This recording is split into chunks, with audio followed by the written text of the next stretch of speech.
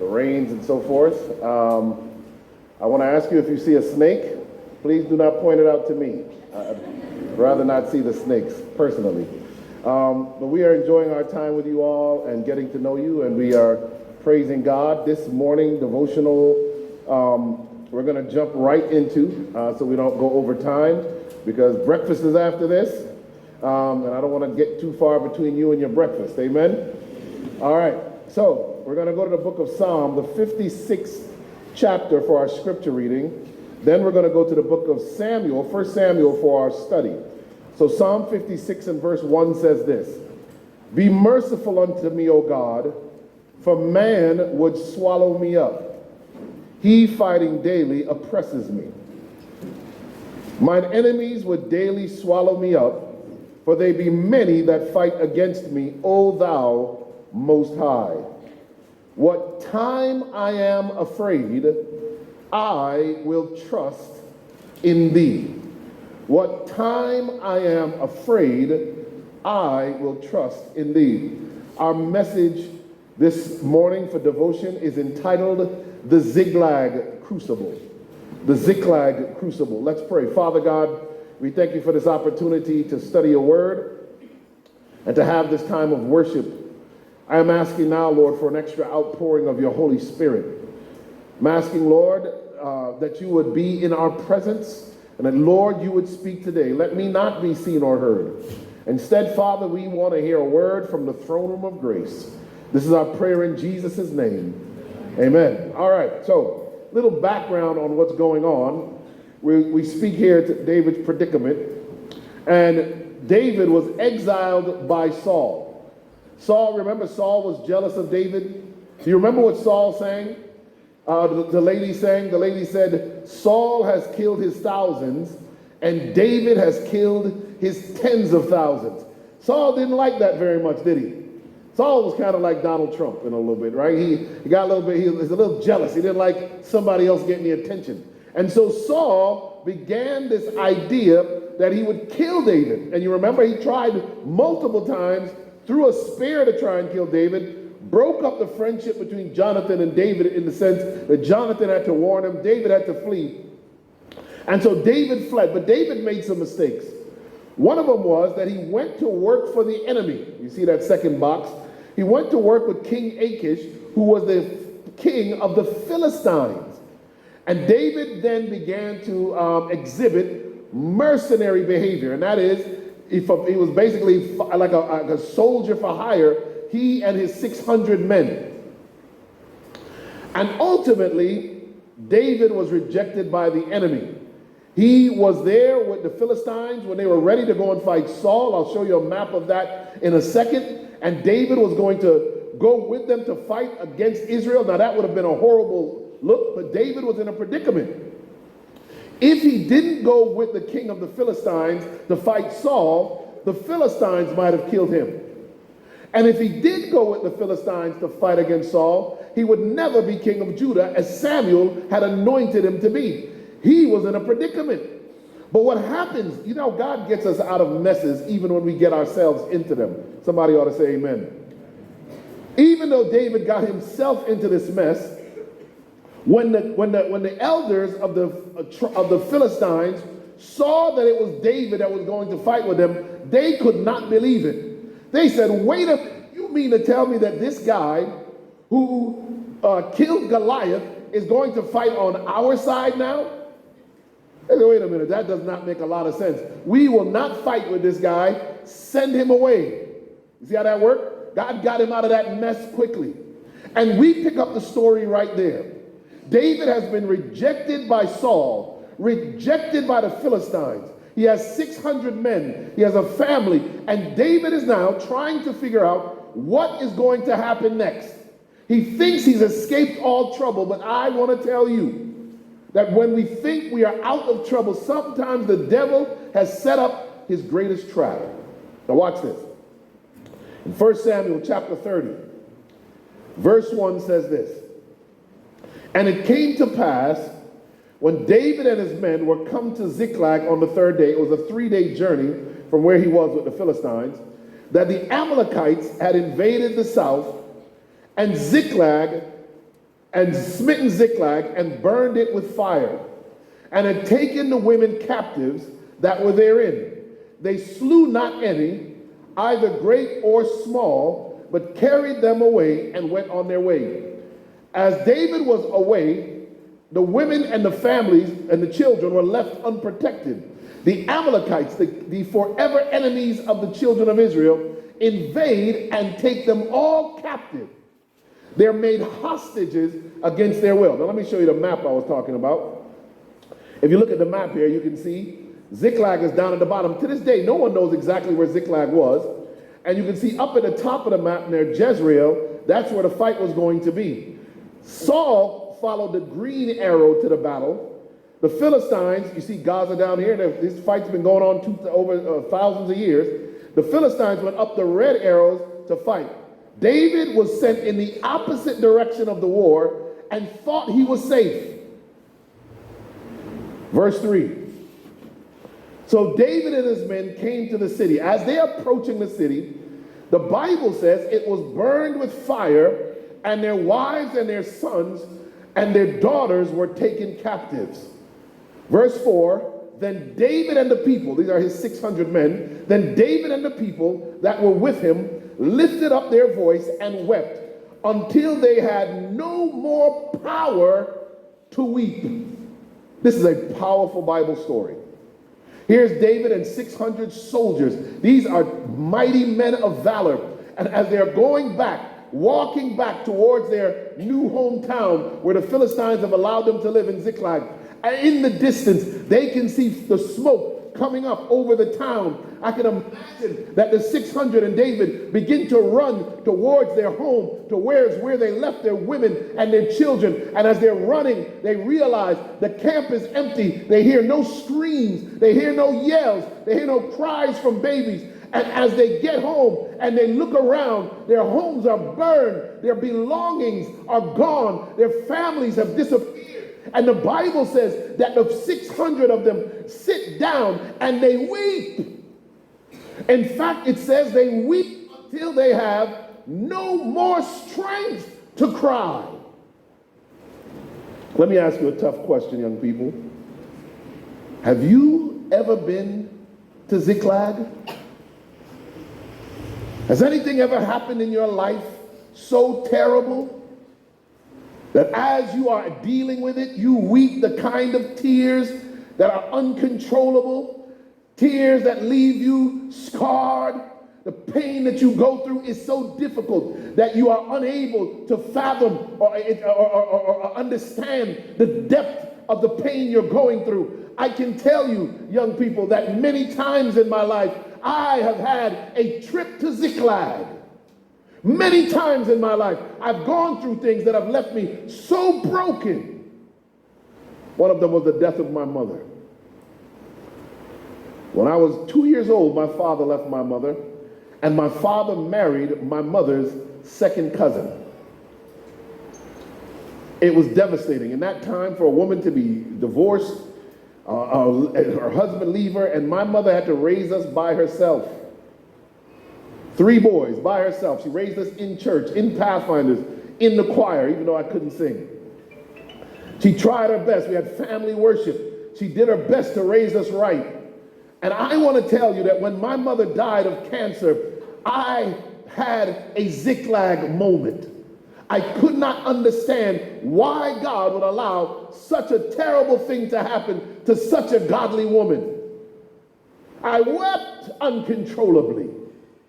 I can tell you, that's just one. If I had time to give my testimony, I can tell you I've been through situations like Job, where everything I had, every dime, every dollar, every one has been stripped away, my reputation destroyed. I've been to Ziklag.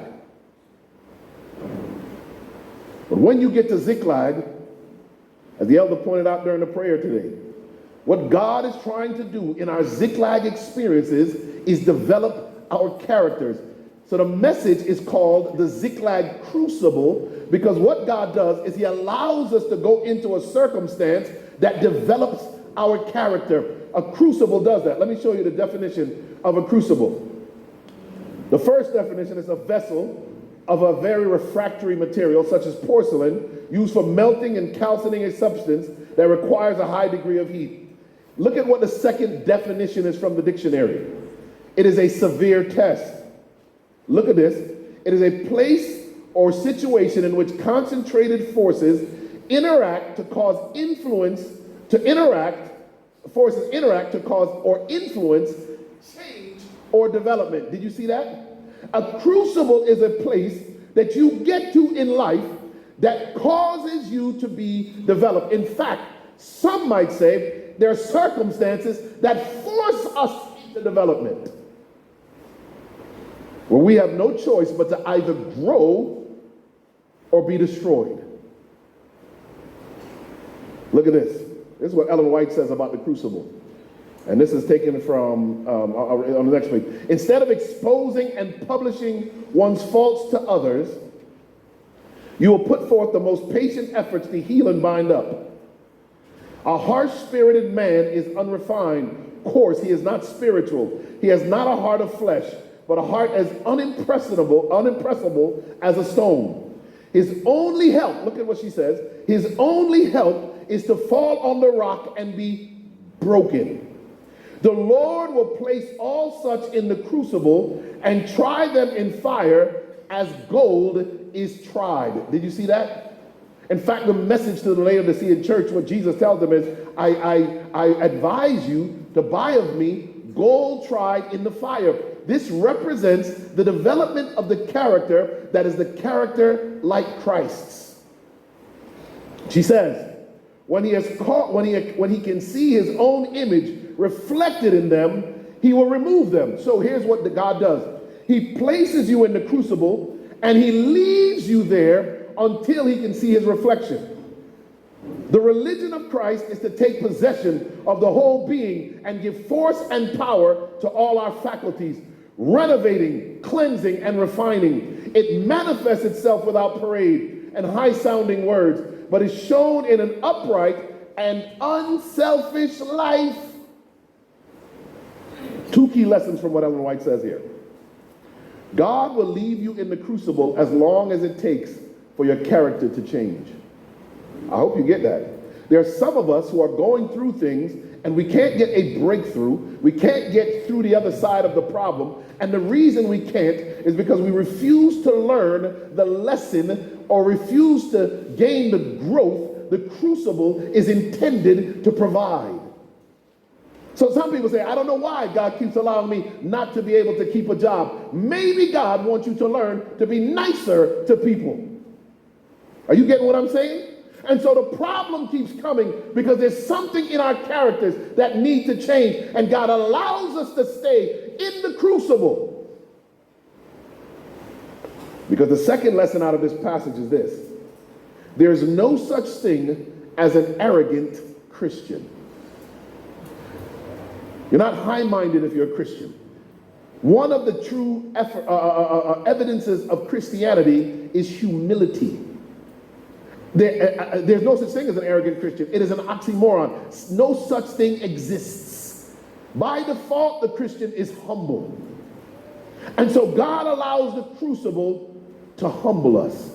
Look at what if we go here, there's a few lessons you can get from the crucible. Number one, it's okay to cry. The first lesson from the crucible is that it is okay to cry. Psalm 56, verse 8 and 9 says this. Thou tellest my wanderings. Put thou my tears into thy bottle. Are they not in thy book? Look at this. Look at what David says here, church. When I cry unto thee, then shall mine enemies turn back. This I know for what? For God is for me.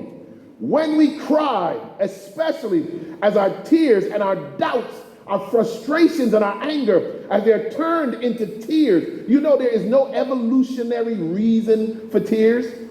The evolutionists want you to believe everything that happens has some survival mechanism. There's no reason for God for evolution to give you the power to cry.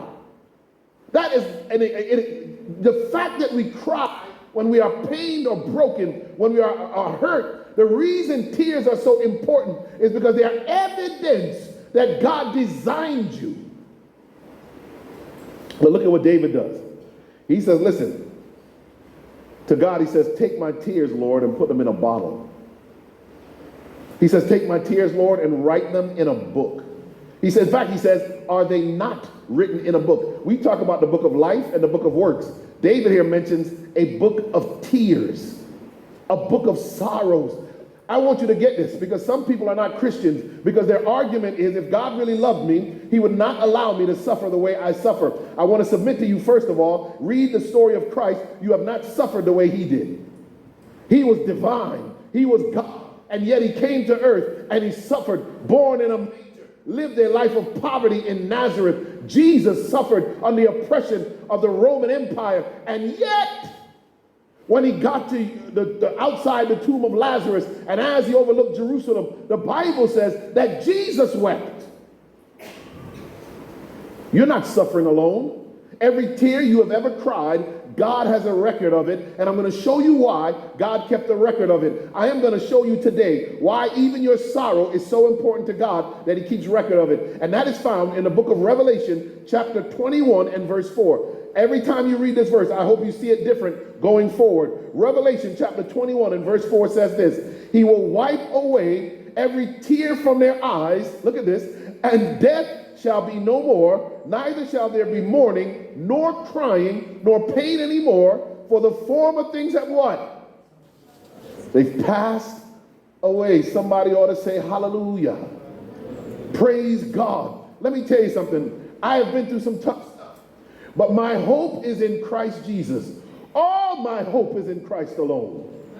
I glory not in myself, I glory in the cross of Jesus Christ. And here's why. It's right here in the verses. You see, one day all the tears that have been saved, all of the pain you've ever done, that book of sorrow, page of sorrows, maybe it's a page or pages in the book of works, I don't know. But that book of sorrows, one day when we get before Christ, as he's about to put the crown on our heads, he will wipe away all our tears.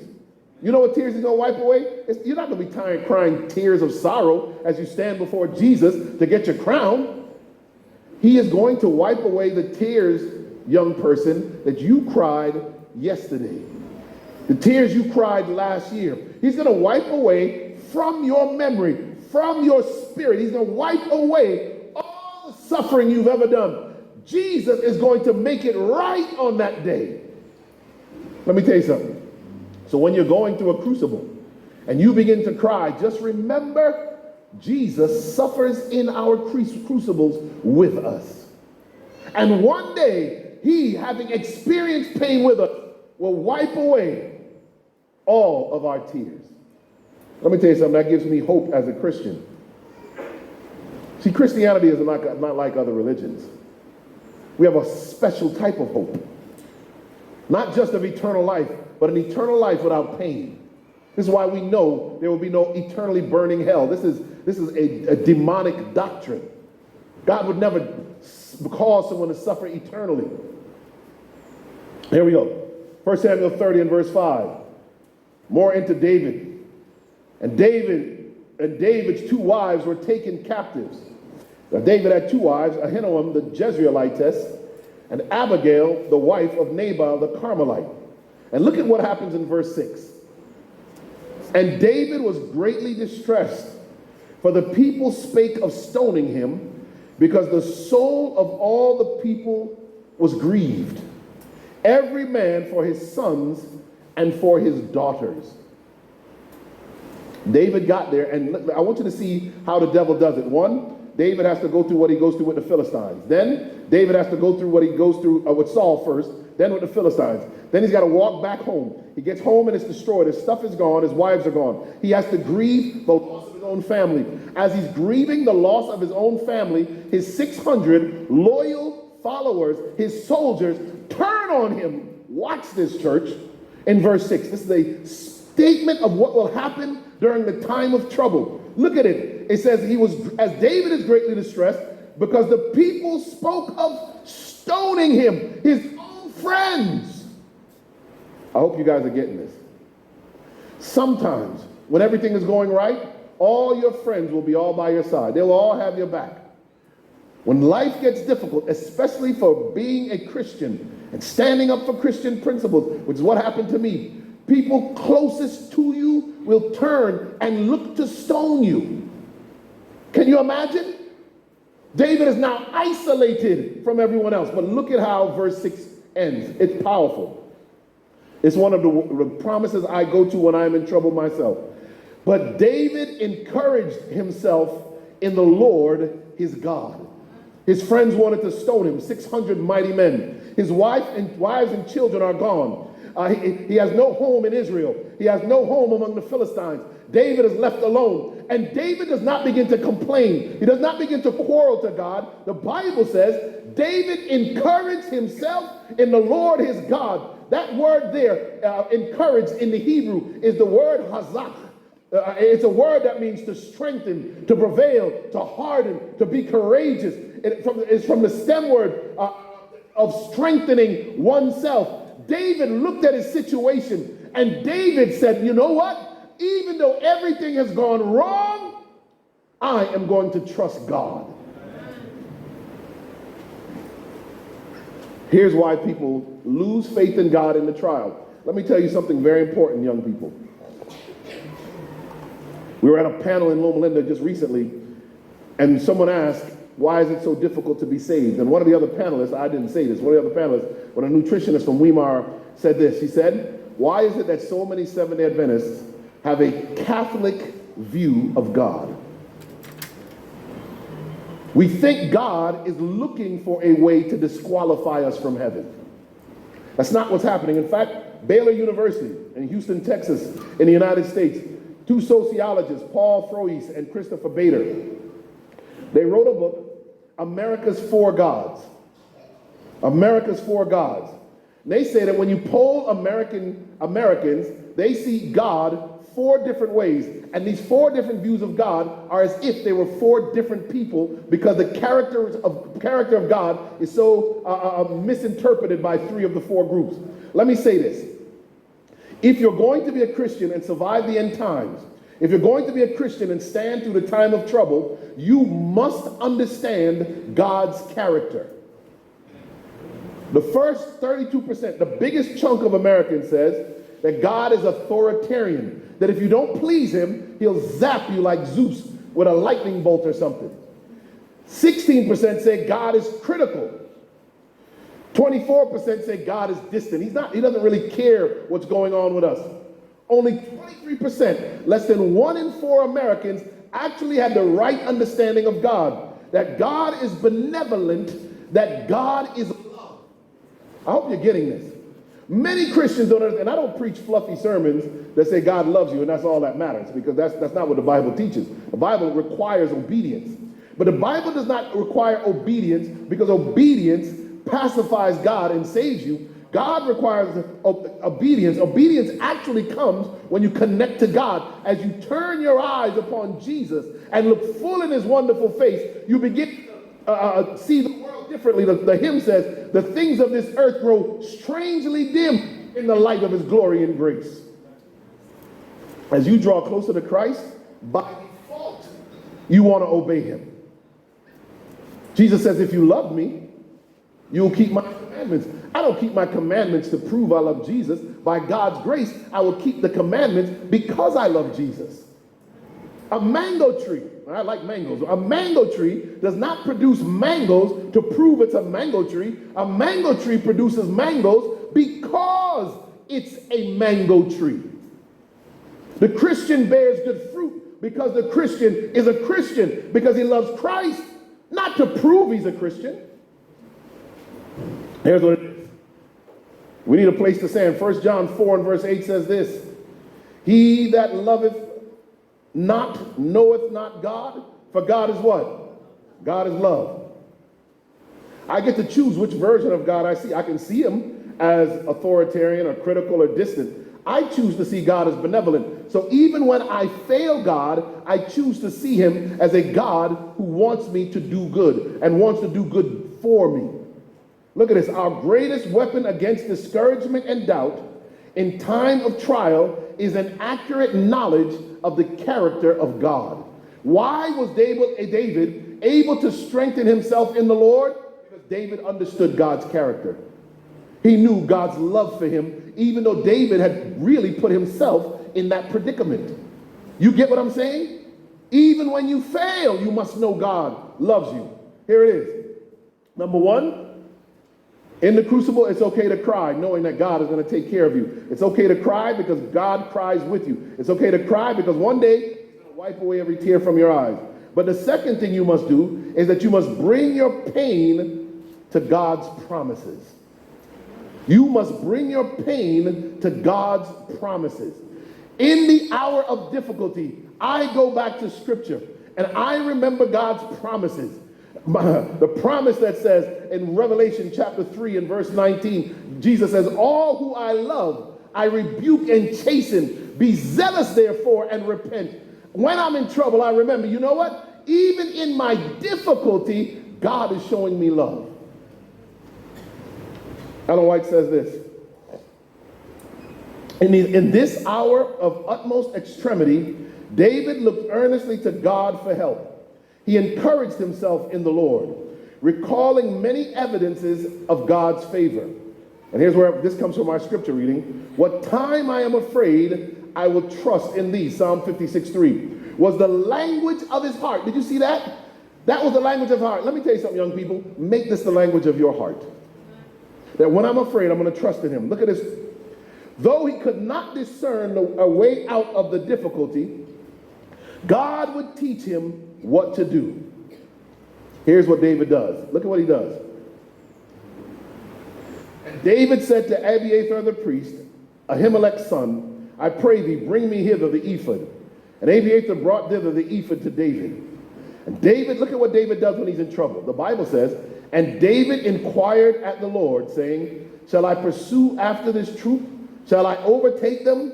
And he answered him, pursue, for thou shalt surely overtake them, and without fail recover all.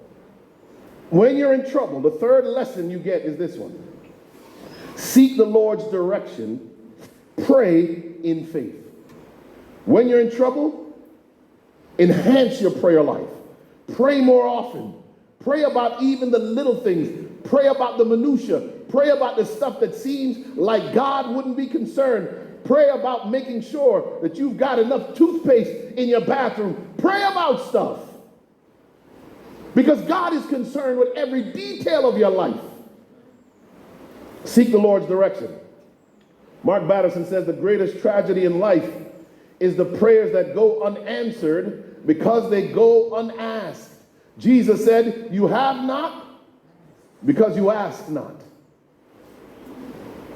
Acts of the Apostles, page 51, the Spirit furnishes the strength and sustains the striving, wrestling souls in every emergency, amidst the hatred of the world and the realization of their own failures and mistakes, in sorrow and affliction, when the outlook seems dark and the future perplexing, and we feel helpless and alone. Here it is. These are the times when, in answer to the prayer of faith, the Holy Spirit brings comfort to the heart. I want to tell you that sometimes in our trial, we're actually praying for the wrong thing. I'm going to say it again. Sometimes we're praying for a solution. We're praying for an exit strategy out of the problem when we should be praying for the Holy Spirit. I'm going to say that again. If the purpose of the crucible is the development of character, there is one force in the universe that works on our hearts to transform our characters, to give us this mind, to have in us, this mind in us that was also in Christ Jesus. Only the Holy Spirit can do that work. When you are in trouble, don't just pray, God, fix this.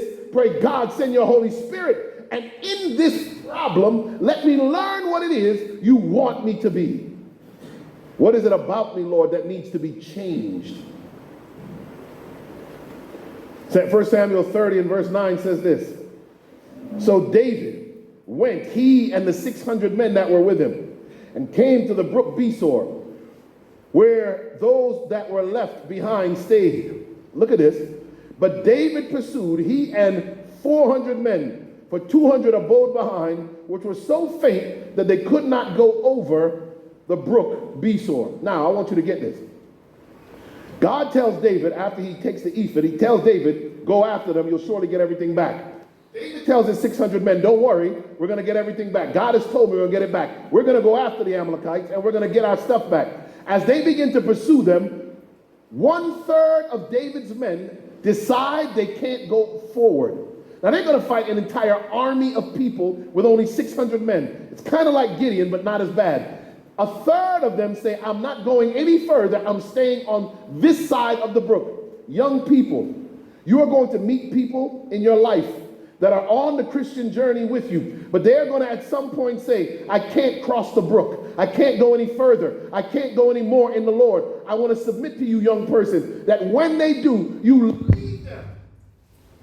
You leave them where they are, and you continue across the brook. You continue to go where God is leading you. You do not stop because the devil has said to your friends that they're not going to be Christians anymore. No matter who, even if it's a spouse, if it's a parent, if they decide they're not going to carry on in Christ Jesus, you leave that person there and you keep going. Jesus said, listen, you're going to have to be willing to give up family. You're going to have to be willing to give up friends. You're going to have to be willing to give up everything to follow me.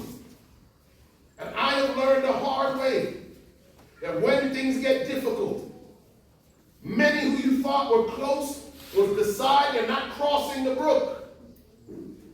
Young person, you got to make up in your mind now that no matter what happens, you will follow Jesus no matter where he leads you. Leads us to the fourth point. Go after your purpose. God has given each one of you a purpose. Maybe tomorrow morning's devotion, I'll go through the 8 steps. Maybe tomorrow morning we do that.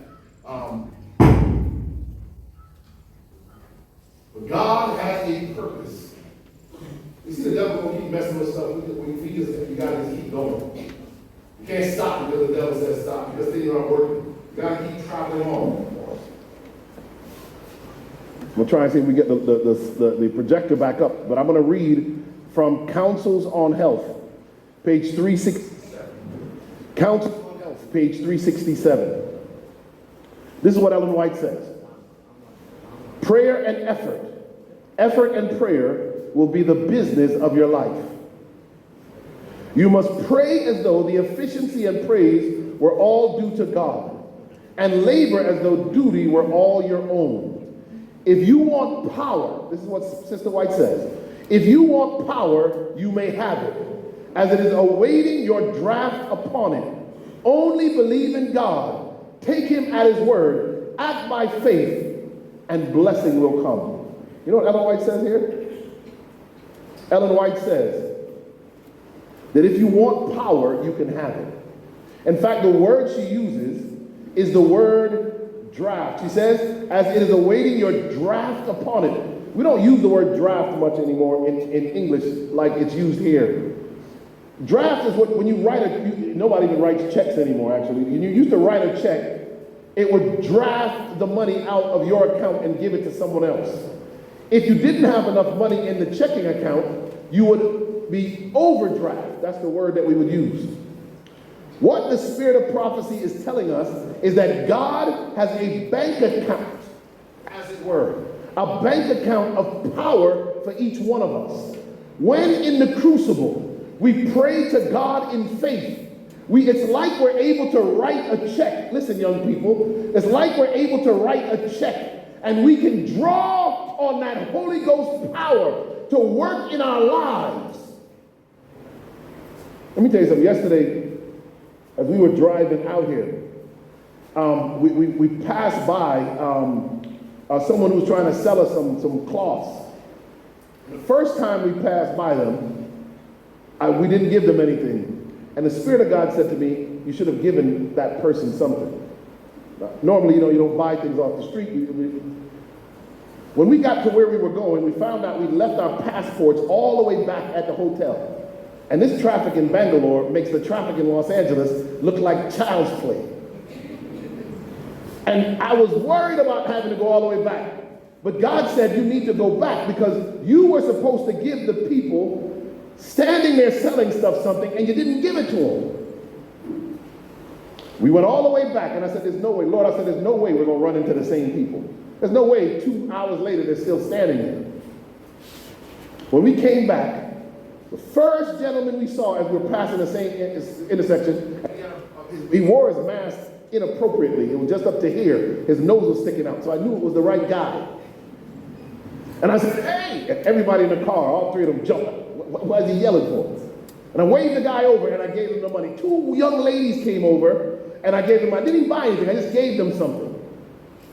And I had a book, Happiness Digest, which is a light version of Steps to Christ. And I want to show you how God works. I'm talking about the power of the Holy Spirit.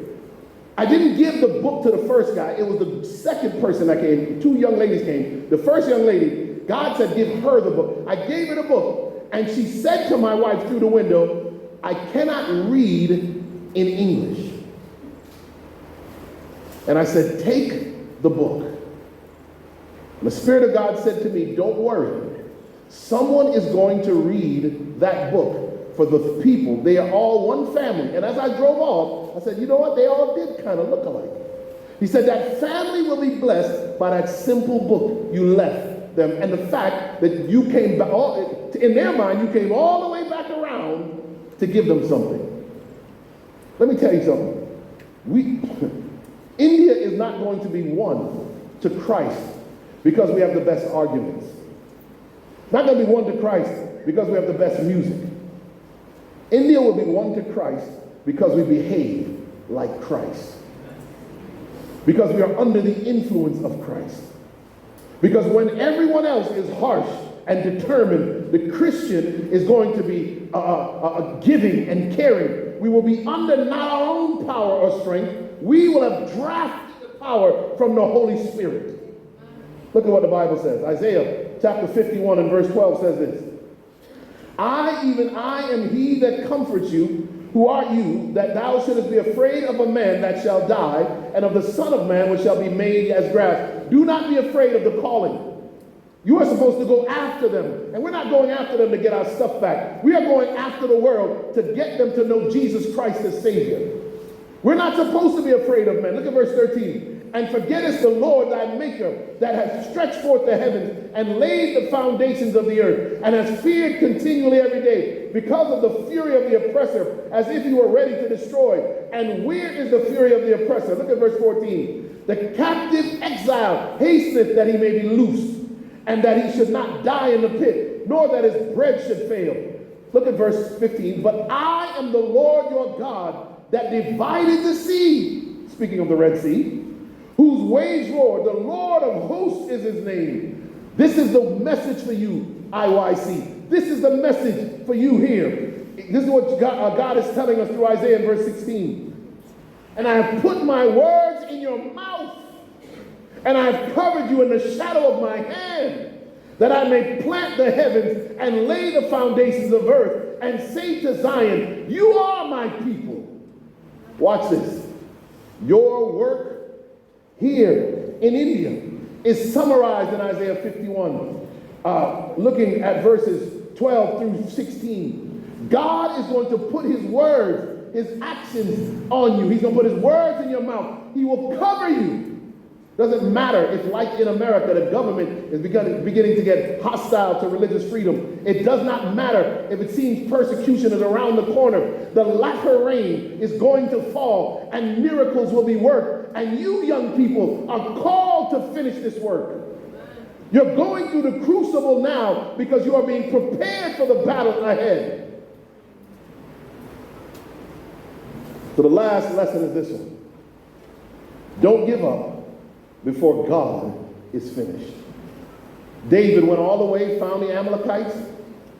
He wiped them out.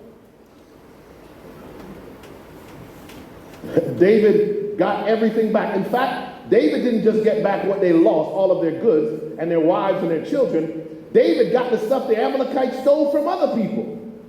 He wound up richer after the crucible than he was before.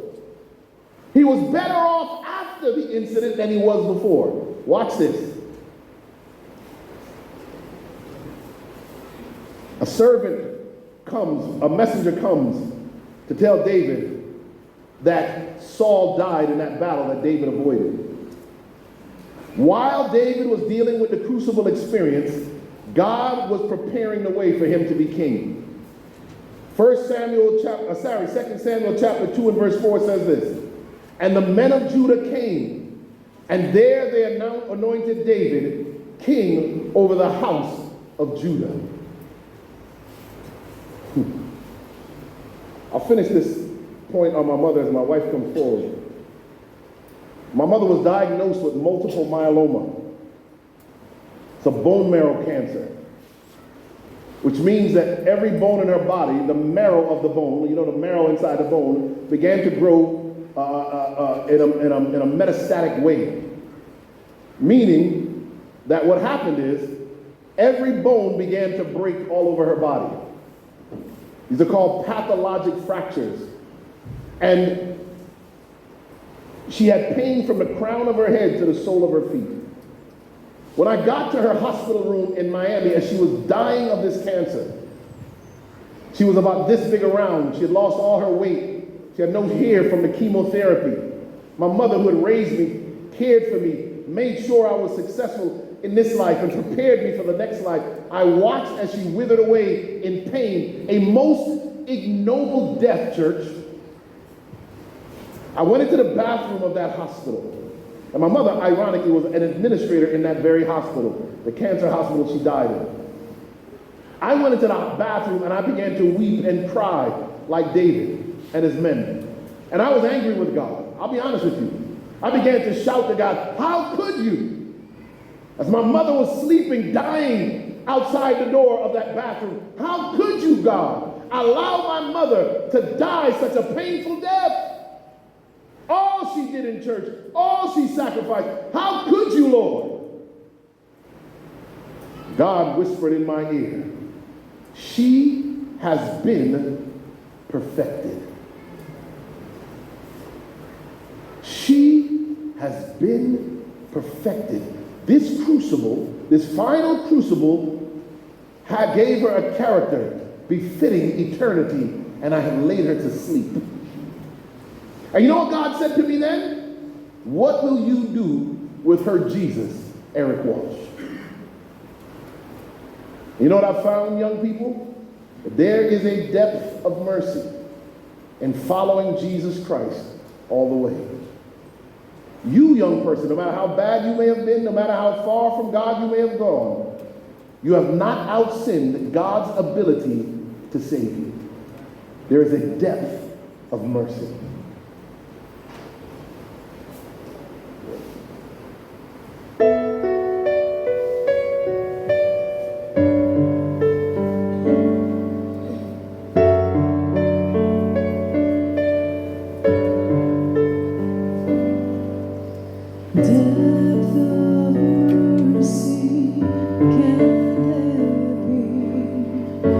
Mercy reserved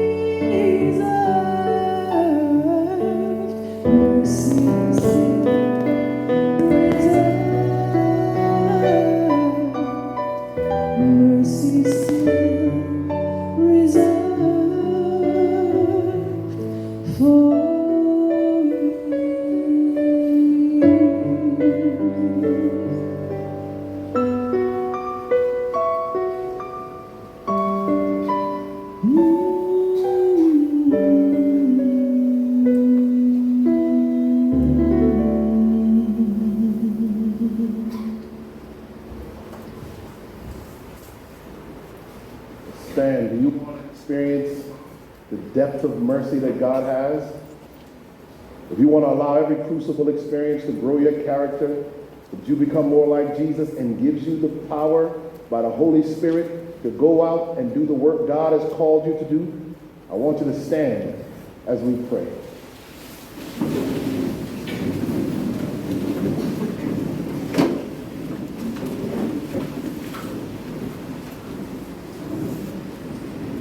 Father God, we thank you for this opportunity to study the story of David and Ziklag, the crucible he went through.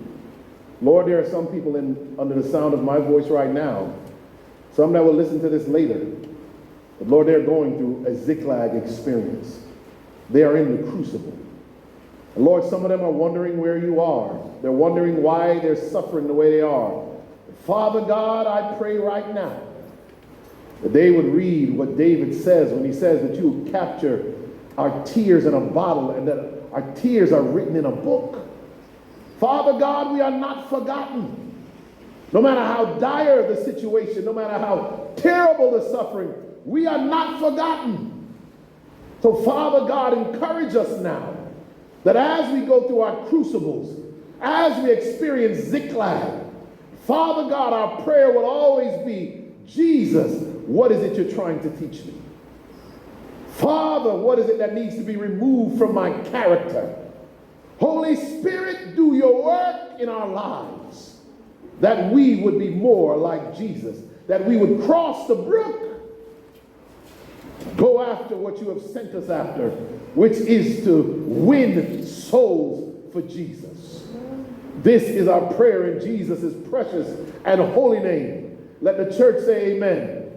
And amen. You may be seated.